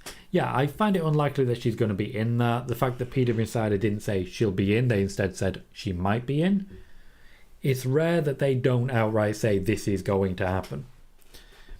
Now, they've come off worse because of that at times. The report that I believe it was Melina was signing back with the WWE full-time and would be on that following night's Raw certainly set them back quite a bit. But since then, they seem to be doing okay. So we'll see how it plays out. Nia Jax's not the most popular. I did report on that earlier today during spoiler warning as well.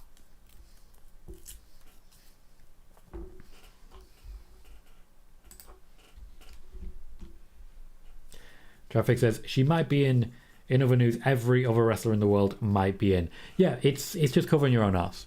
It's exactly what it is. It is she's just covering her own arse there.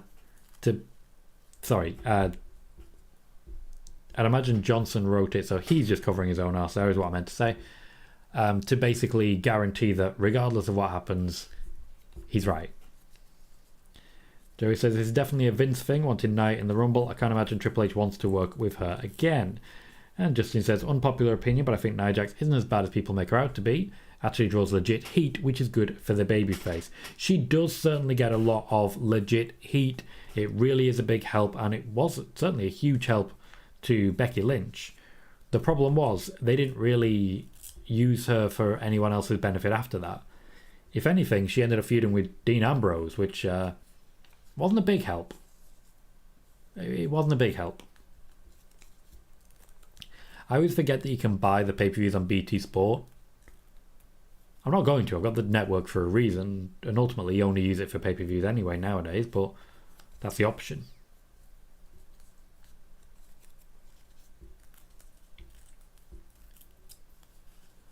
We are still in the tag match. About a half hour left, so I can't imagine it will escape this particular segment. I think this is as far as it goes. Sean says, I wonder who said Corey was cleared to wrestle. I found that funny. He is still on commentary. I believe that was Fightful. Let's double check. I don't want to be giving any wrong information there. Corey Graves cleared to wrestle.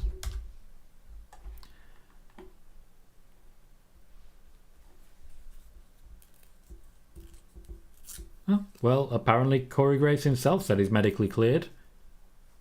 He just not really looking to get involved. Big distance though. He confirmed that he was cleared in February 2022. The first report came out in July 2021. So, not sure what's going on there, but it was indeed Fightful that reported it. There we go. Always nice to do the double check.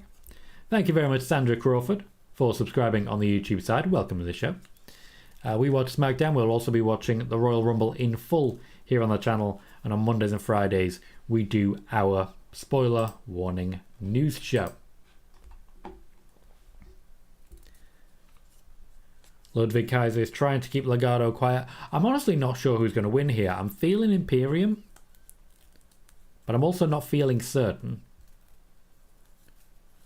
Legato, after all, are pretty good at this wrestling thing. The crowd are definitely enjoying the wrestling action so far this week.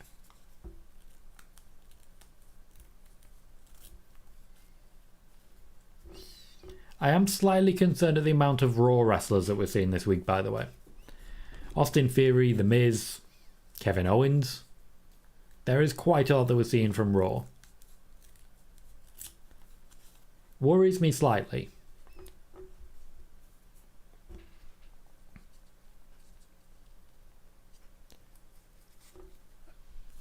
We are seeing some very swish offense.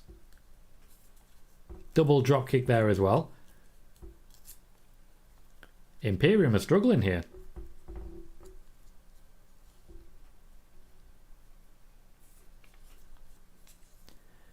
I think Legato is supposed to be heels, but I don't think this will last if they keep doing this.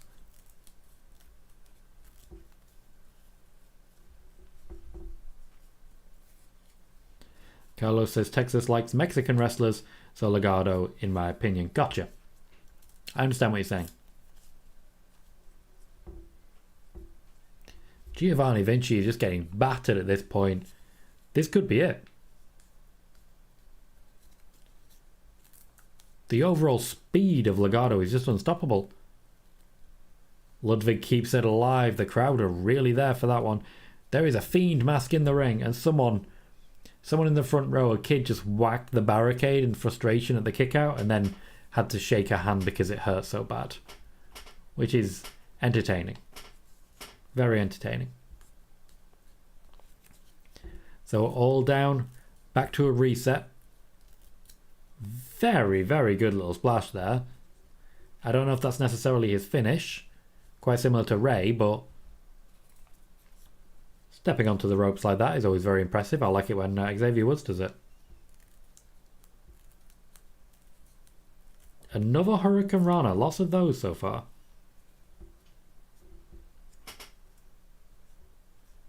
Oh, there we go.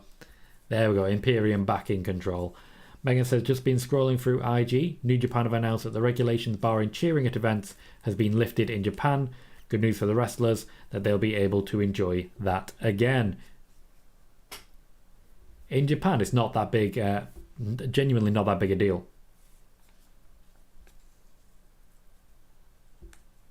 Staying quiet respectfully is a positive. It was a very impressive move from Giovanni Vinci. I don't want to move past that one before just pointing out that it was quick, it was smooth, and it was clinical.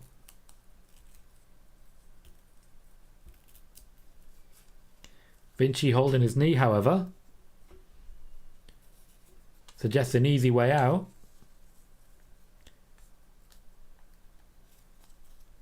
Oh, that could be it. And it is Imperium advance. Braun Strowman and Ricochet will take on Imperium. That was a good match. I expected this particular one to be a bit more impressive, but all four men really delivered there.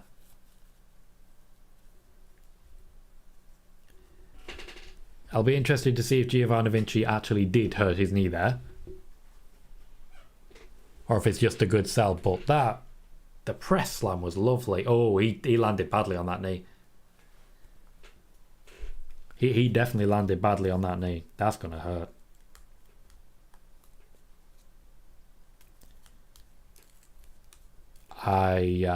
We'll be interested to see how they do in the finals next week. A week off could be a big help for him, but he may not be in the Royal Rumble. Horsey says, don't get me started on the network. Great for pay-per-view, but everything else is now on Peacock. Only so sad. Well, to be fair, not really a concern for me personally. I'm in the UK. Advantage of being in the UK, you can watch the network without really worrying. Justin says, final four picks tomorrow for me is Rhodes, Rollins, Cena and Gunter. Interesting that no mention of Sami Zayn there. Megan says, okay, just thought it was interesting and worth sharing given some of what Ospreay said during his promo to Omega before Wrestle Kingdom. True, it's one of those. Jay White has been really taking advantage of the silence to make a point of like telling the fans to cheer and clap and applaud for him, and obviously they can't do it, which just adds another level of wow, you're a horrible person, which is amazing. Thank you, Horsey, for that donation. I really do appreciate it. I'm really glad to hear you broke 1,000. Really, really happy for you, mate. And as always, I'll say it one more time. Thank you again for the donation, for the support, for being a channel member, and just basically for being there, mate. I appreciate it. Joey says, Legato and Imperium are great tag teams. And Stuart says, as regards the landing, he came down hard on that knee. He did. He very much did. Sean says, if Kairi's in the Rumble, will she have the championship or be acknowledged as a New Japan Women's Champion? That is an impossible question to answer. First, I need to know if she's in the Rumble. Secondly, I need to know if she's going to take the belt with her. Third, I need to know if there's been any organisation between the WWE and New Japan. There are far too many questions, all of which I do not have an answer for. It is impossible to answer that question. We are getting ourselves the By the Numbers promo, which is always a positive.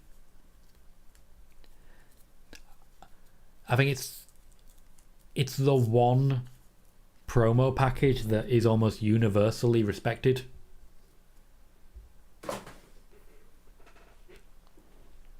And it's not often anything happens in wrestling that is universally respected.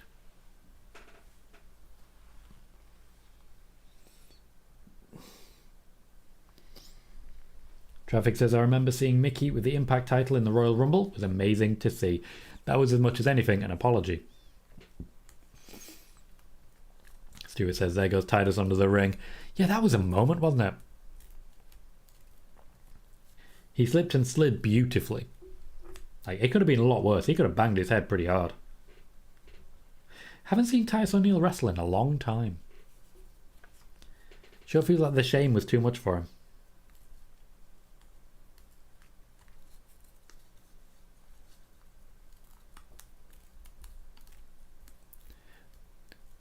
And I want to say it one more time. Stone Cold Steve Austin did not win the Royal Rumble in 1997. He was eliminated and then he came back in. He cheated. He did not win. Why have they not stripped him of that honor? Makes no sense to me. Lots of flashing lights.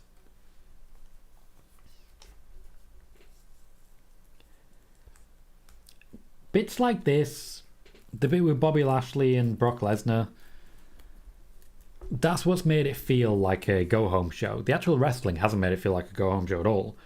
Nothing feels like it has anything to do with the Royal Rumble. It's the Royal Rumble tomorrow, and it's hard to even fathom that.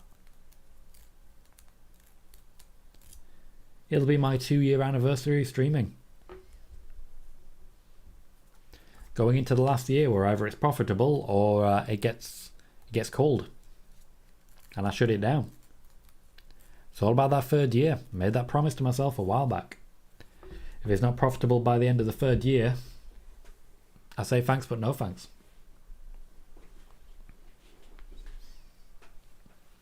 So yeah, it's big. It's a big time. It's an important time for Tom Colohue. Lot to work out. We're going into our second to last commercial break. There'll be one more in the Kevin Owens Solo Sikoa match. I'm confident we're going to see Sami Zayn. After all, Solo needs a backup. A DQ win for Kevin Owens seems like it's in the offing. Christoph says, if I'm not mistaken, Kofi's been in every Rumble since 2009, which would make this year his 15th. That sounds about right. Sounds about right. Obviously, you have to factor in Dolph Ziggler, but that's about as far as you go. People like Ziggler and Miz have certainly been in a lot. I don't think we're going to see Kane anymore. I don't necessarily think we're going to see Chris Jericho in many more. I wouldn't say we won't see him in any more, but we won't see him in many more. I still think he'll pop back for at least one. It's only right.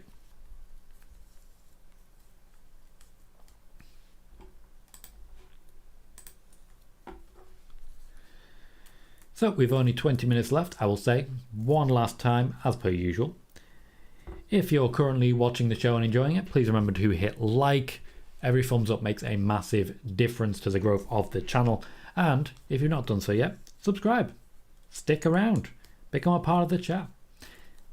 Make sure to remember, of course, tomorrow, Royal Rumble.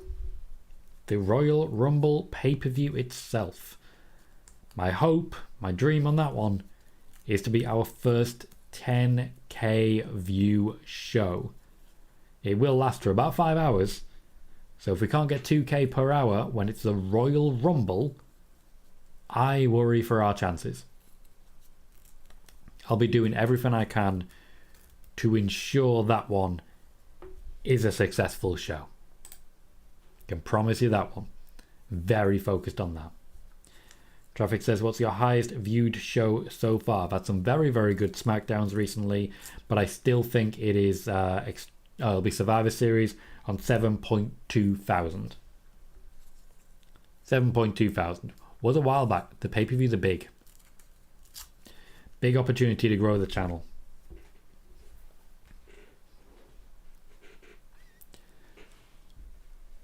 Another digital exclusive. Xia Li in her heel togs.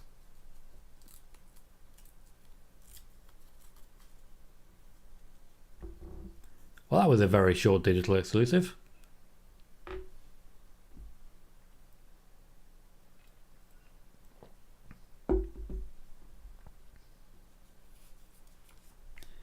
Now they're talking Charlotte.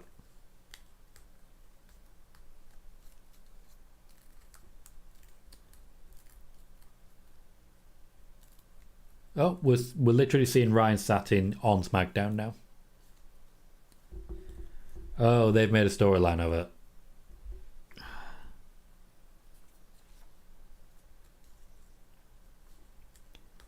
They're using Ryan Satin to further storylines now.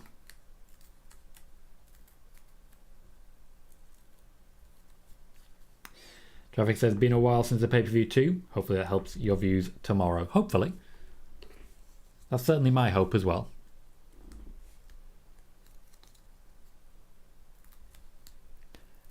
Well, that was a really minor and kind of boring interruption.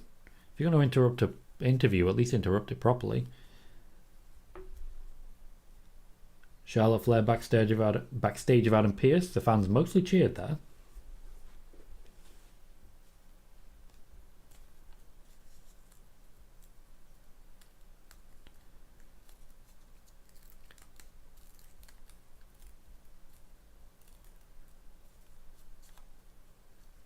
Charlotte Flair is offering a championship match to Sonya Deville. Are we just adding this to the Rumble, or is it a next week thing? It will be next week. It will not be at the Royal Rumble.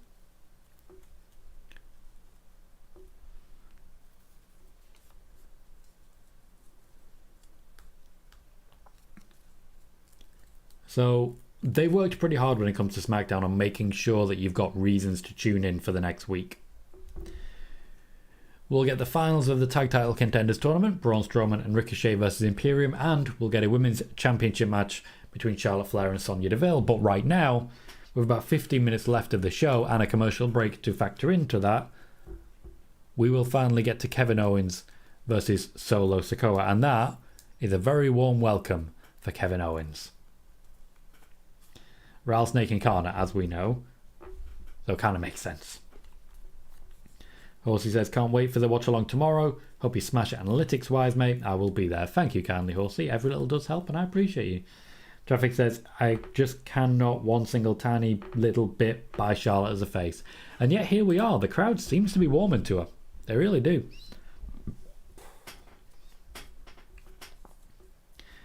John says, fun fact. 2 of the 5 winners of the Women's Royal Rumble have gone to WrestleMania and lost. Both of those Rumble winners have lost to Charlotte Flair. Sounds about right.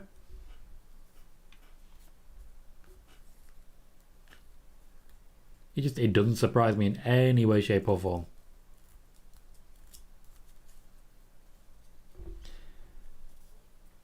Solo Sikoa on his way down at the moment. The crowd don't seem to really know how to respond to Solo. He's got the cool heel element, but he hasn't really got much hatred behind him. People don't hate this guy.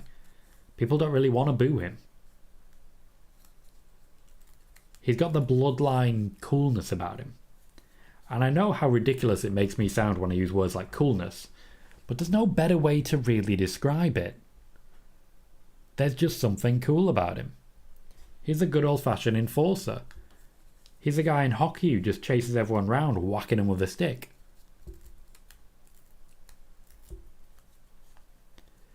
Couple of images from Jimmy Fallon there as to explain why Roman isn't visible. Sean says, Asuka won in 2018 and went to WrestleMania and lost to Charlotte.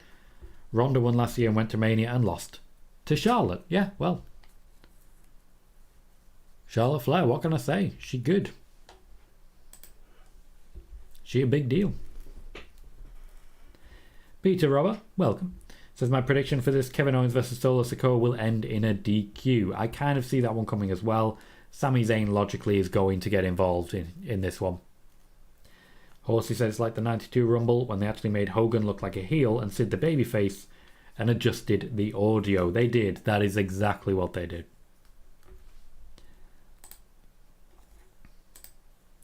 Christoph says, one positive thing about Hunter turning the women's booking plans into a mess. We are not sure who's going to win the Rumble, unless for the men, where it's very predictable. I do feel like the Women's Royal Rumble is very hard to predict at the moment. Obviously, a lot of people have a lot of money on Rhea Ripley, but that's largely due to the report that she would be the winner. Christian, welcome. Says, did you hear about the Luchasaurus mask news? If so, what are your thoughts? They kind of seem similar to Orton's tattoo controversy. I do not know what you're referring to there, Christian. Would you be able to give me any clarification on it?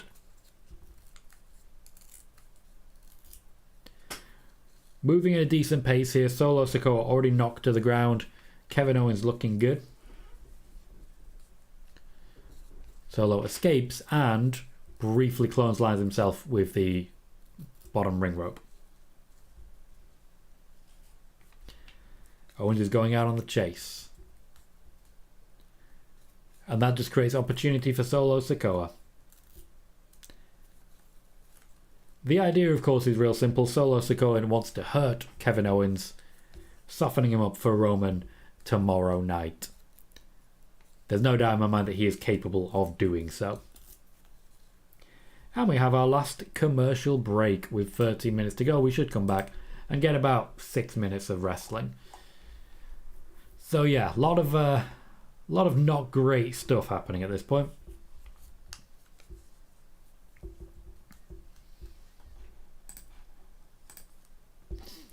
Sean says Solo as Naomi's bodyguard when she's in the bloodline. He's everyone's bodyguard in the bloodline, to be fair. Solo is literally the enforcer. He protects everyone. And says, what happened to Becky as the favourite to win? WrestlingNews.co released a report stating that Rhea Ripley would win the Royal Rumble and go on to face Ronda Rousey for the SmackDown Women's Championship. It was then picked up by basically every news aggregator out there. It was on Ringside News, it was on Wrestling Inc., it was on Fightful. So people bet a lot of money on Rhea Ripley to be the winner.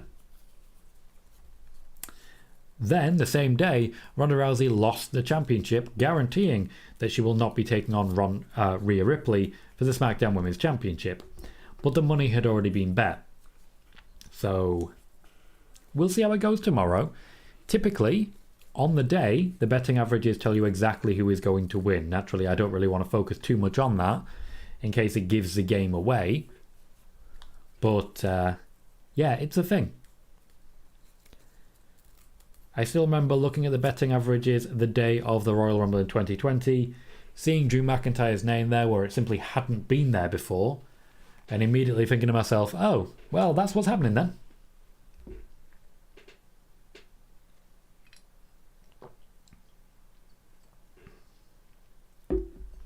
Essentially what this comes down to is on the day, information gets leaked, shareholders find out, shareholders take the opportunity to spread the word. Once the word is spread, people start putting bets on. That immediately weights the average in the favour of who's actually going to win. The shareholders, they make quite a bit of money. They make quite a bit of money from getting this information leaked to them. And that is why WWE tries so hard and doesn't get very far to get the actual news to stay indoors. They are rarely successful in doing so. Christian says a company called CFX is suing AEW and Luchasaurus over merchandising rights in regards to his mask. Interesting. Okay, well, if they made the mask, they are entitled to the earnings of it.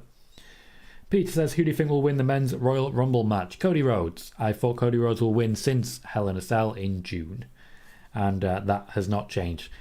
Nothing has changed my mind on this at any point. I still think Cody will be the one. It's the only thing that really makes sense to me. After all, when it comes to Sami Zayn, who's a lot of people's pick, his story is not with Roman. His story is not about the World Championships. His story is with Jay, and it's about the Tag Championships. Sean says, I think for a few weeks in 2018, Sasha was the favourite to win the women's Money in the Bank. Then on the day of the show, the odds changed to Alexa winning, which she did. Yep, because that's the information leaking. You'd be amazed how much information actually gets leaked from the WWE. It's just that it usually doesn't get made public in the way that it does by wrestling journalists at this point in time. Including myself, so I can't really say otherwise, can I? Kevin Owens is doing well against Solo. It's quite even at this point. These two should gel really well. Chemistry-wise, they've both got it. Owens is ever so slightly in a dominant position. Just ever so slightly.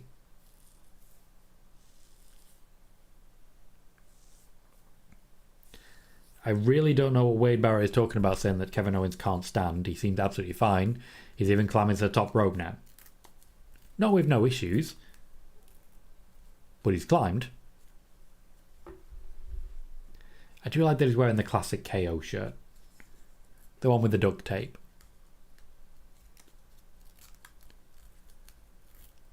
I do think that's ingenious when you listen to the story about the fact that he wanted a t-shirt, so he just put some duct tape and duct tape his initials onto a plain black tee.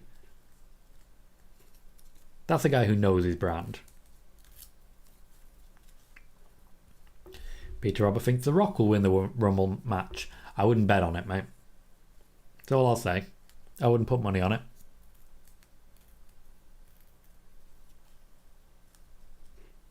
But of course, I'm not a gambler.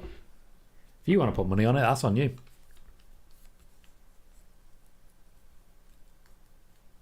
Oh, he's protecting his frog splash by losing the cover there. Also allowing Solo to sell for a moment. Because if you get hit with a frog splash, you're going to close up a bit. Solo turning as well, interesting.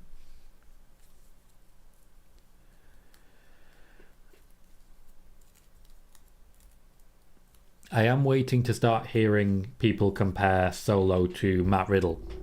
Purely because neither of them wear shoes. Sean says, surprised we didn't see Liv or Raquel tonight. True, I agree with that one. I'd have expected to at least see something from Liv. But the focus at the moment, Rhea Ripley. Xia Li was a confusing one. I do like that Solo's Samoan drop is more of a Samoan throw. He throws you way over his shoulder.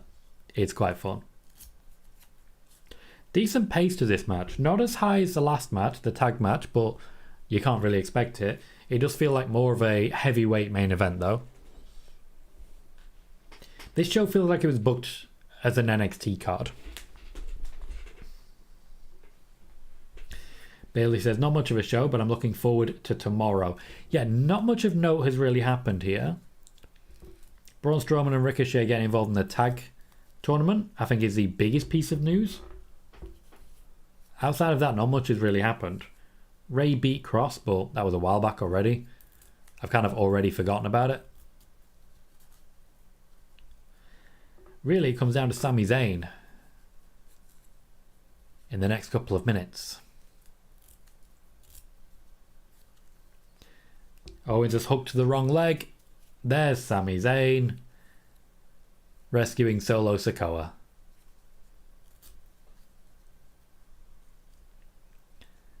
You hooked the wrong leg, Kevin. That's on you. You gotta hook the right leg.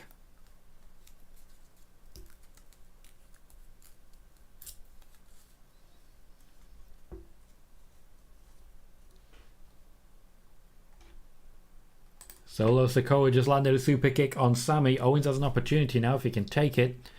Christoph says next week Charlotte will beat Sonya, of course, and then get challenged by the Royal Rumble winner. What do you think? It depends who it is. It really depends who actually wins the Rumble. I know, Christoph, don't worry. Yeah, it depends who it is.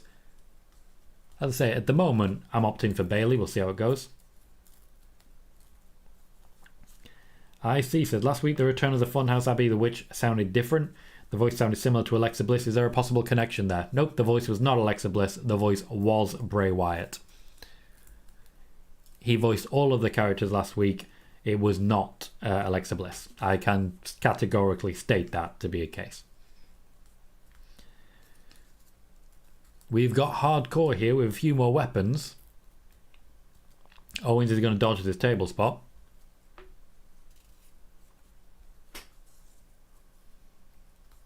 He has an opportunity now to do some damage. Sami Zayn's involvement really hasn't stopped Owens all that much. A flying nothing from Solo. Someone's gone through that table. Or not. Someone's going on the table. Traffic says, is this no DQ? Did I miss that part? I believe the match is over. I think it was a DQ, and it's now over. Owens at this point just needs to do some damage. And Sami Zayn's right there, ready to take it. Solo Sikoa, if you'll notice, is getting up behind Kevin Owens.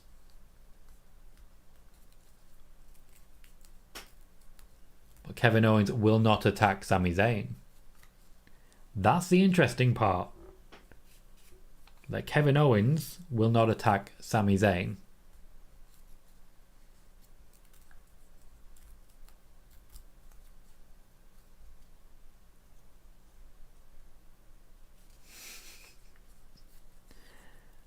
And I think that's where we're leaving it. Nothing has really happened this week.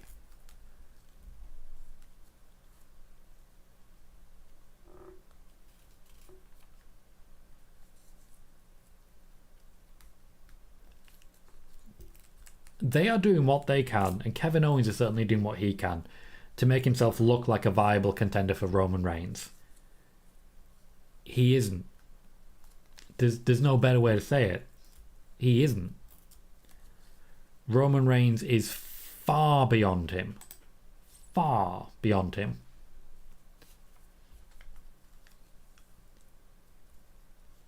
So I feel for Kevin Owens. He will get screwed. They will protect him in that manner. But he's just not a threat. It's not his fault. But he is not a threat to Roman Reigns. They are running through the card for the Royal Rumble. But the show, essentially, is over. Oh, they've added a few more people to the Women's Rumble announcements now. Quite a similar number to the men's. Brock Lesnar now front and centre when it comes to the men's Royal Rumble match.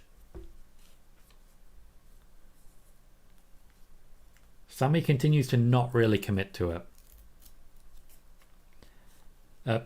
Peter, I already knew that was going to happen. Let's be fair. I did say myself earlier today that it would be a DQ. You don't get credit for stuff that we all already knew and which I myself had already said would happen. Take a breath, mate. And Sean says, I think this is the third time Roman and Kevin have faced the Royal Rumble. One was when Kevin was Universal Champion when Jericho was in the Shark Cage. Yep, it is the first time it's been one where you can actually get DQ'd. First one was Shark Cage. Second was Last Man Standing.